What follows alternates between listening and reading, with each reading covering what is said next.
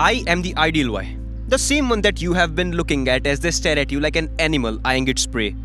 The same one who gets his value evaluated every time he promises to be a personal demon to a woman. When he gets the right to vandalize her like the ocean has the right, when it and the shallow rivers becomes one.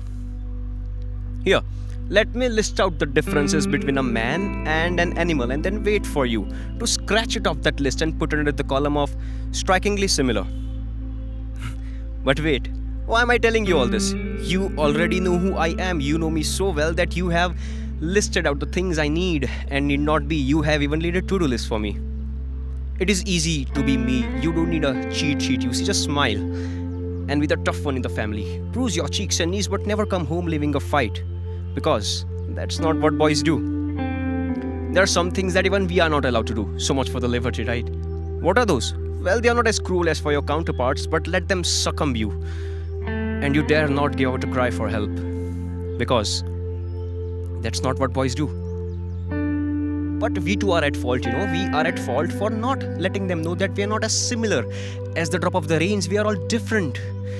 But shh, they don't know. Well, that was an apt analogy if you were wondering. How can one say the drop of the rains were all similar or all different if all they do is fall and be called rain or drown in the puddles and be termed as dirty? I know I'm not making a lot of sense, but in our defense, we really haven't been taught that. What have we been taught? Just be stoic. Don't even let a strand of emotion loose through. Or what? Nothing. They will just question your masculinity. Remember, at all costs, what you must not do is cry and fill your bottles of ego with every tear that you did not shed.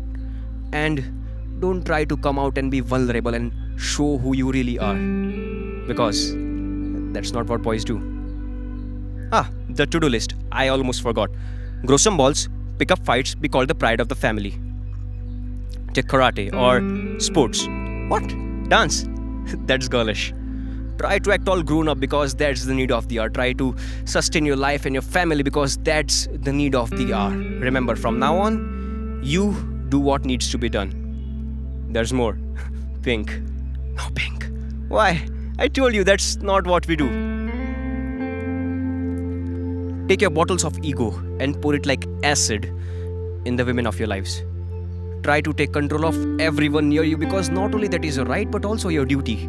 Abuse. Physically, mentally, emotionally. Rip those clothes off every woman you see first in your head. And then let the demons take over and do what you did in your head. Sip some coffee, read a newspaper and comment on every goddamn thing you see because that is what you do when she does the dishes. And if that's not enough, ask for what you want in bed. If she does not cooperate, rape her. That's legal, by the way. Not that it makes any difference. Make every stare, glare, whistle a call for reminding them their place in the ecosystem. Paint the walls when you feel like it, jerk off at every woman you feel like it. Remember, rules have exceptions. They are for the weaker sex.